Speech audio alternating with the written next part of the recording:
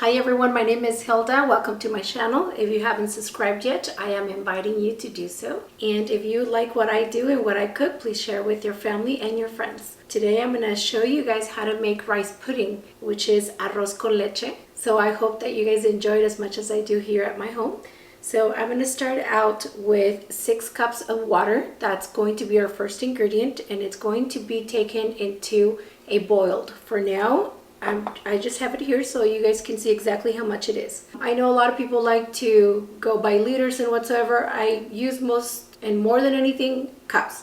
So here we are with 6 cups of water, and then I have a whole full cup of rice. It could be any type of brand that you use. In this case, I think I'm using Jasmin rice. Anyways, there's half a cup of sugar and a pint of salt, because every time that we're going to add sugar to something like rice pudding or atolitos and hot chocolate and all that good stuff, it's a good idea to put a little pinch of salt in there so it'll bring up the sweet in it. And then I have vanilla extract right here, a whole full spoonful of that. I have raisins to add to it. You guys are also welcome to use nuts as well, and coconut as well.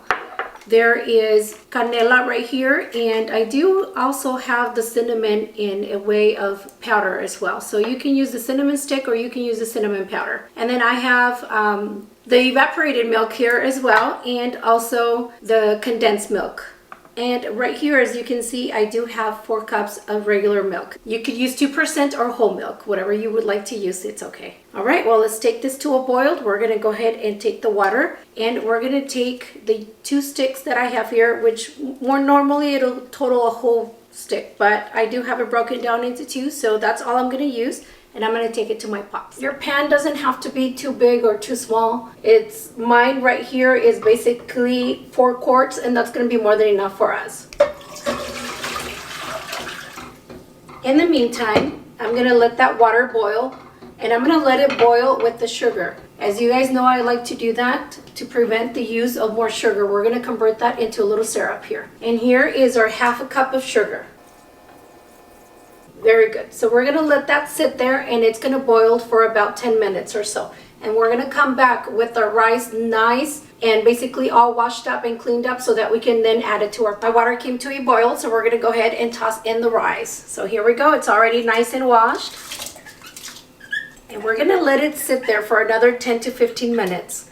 And basically, once we see that our rice is pre-cooked, then we're going to go ahead and add the rest of the ingredients. So for now, let's take all the rice that we can. It's all sticking because of the water, so here we go. This part right here is where I'm going to go ahead and add our pinch of salt so it'll pick up the sweetness in it. Like I said, it's just a pinch of salt, basically like half of a spoon or less than that. And that should pick up our sweetness on that rice pudding. All right, so let it sit there for another 10 to 15 minutes. We'll come back and we'll recheck on it, and then we'll start to add up our milks. All right, so as you can see, our rice already came into a boil. It's almost ready. So this is the part where we're gonna add the rest of our ingredients. All right, so here we go with the rest of the milk. Here is our whole milk. Very good. Here is our evaporated milk. Make sure you guys wash the cans before you guys use them. It's important that they're clean from the outside, yes. And our vanilla extract.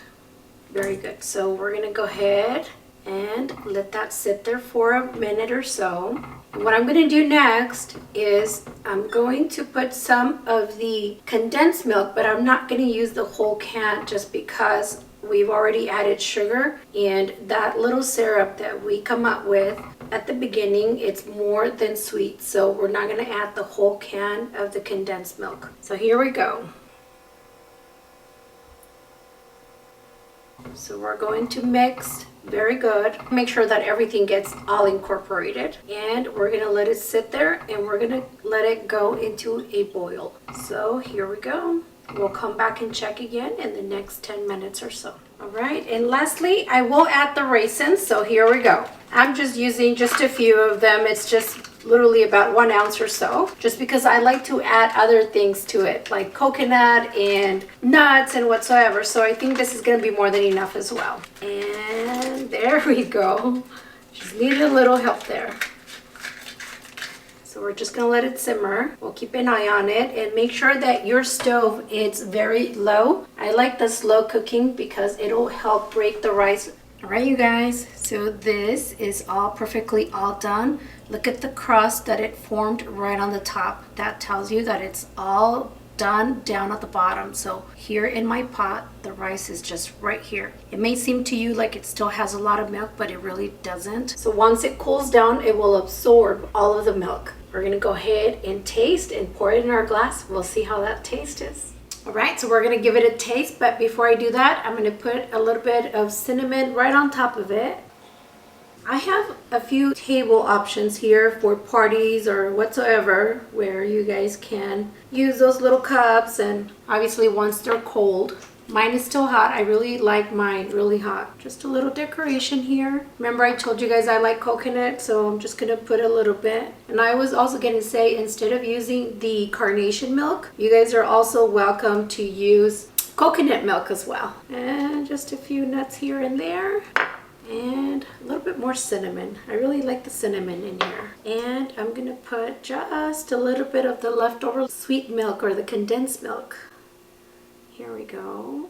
All right, let's give it a shot and see. That cinnamon smells very delicious. Mine is still hot because I like it that way, but if you guys like it cold, you guys can put them in containers like this and let them sit, and it'll be amazing as well.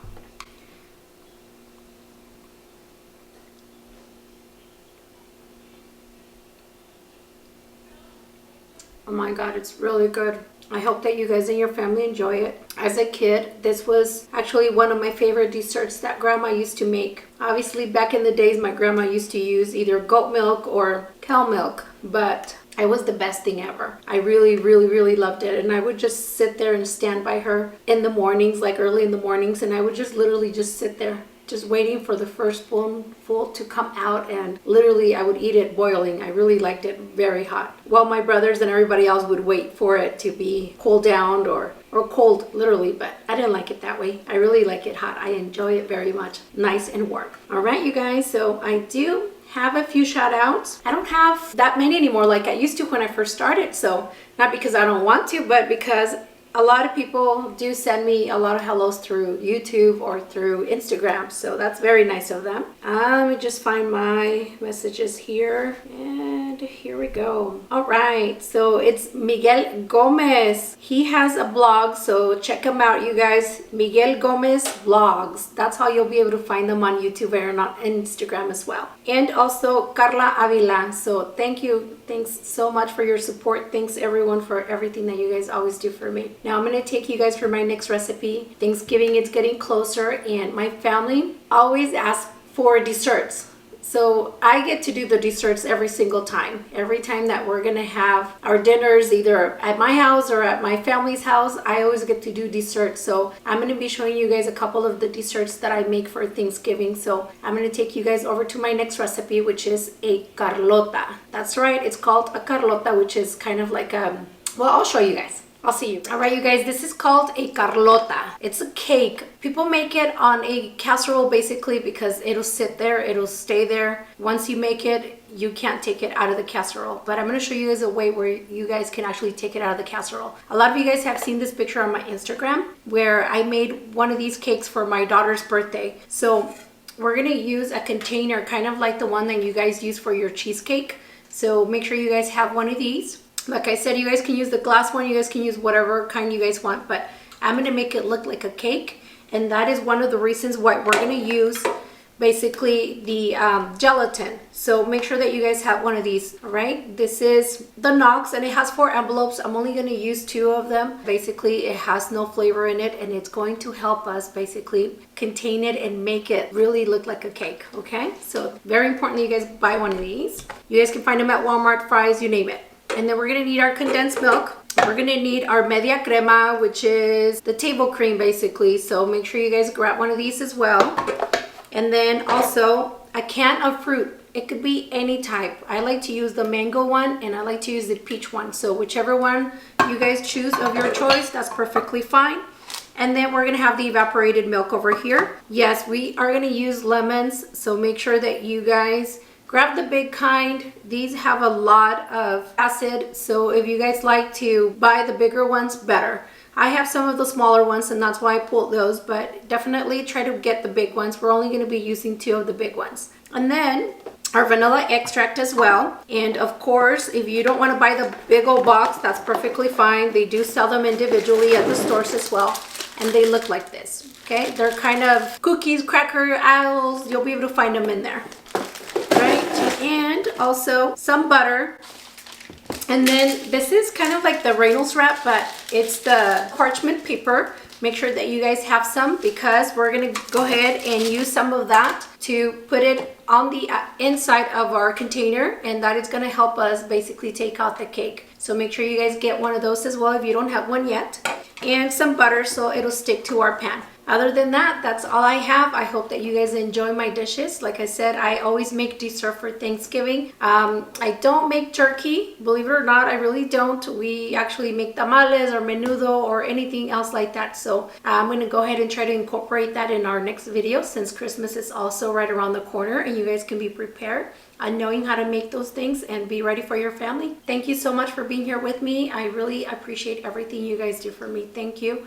Many blessings to all of you guys. Bye-bye.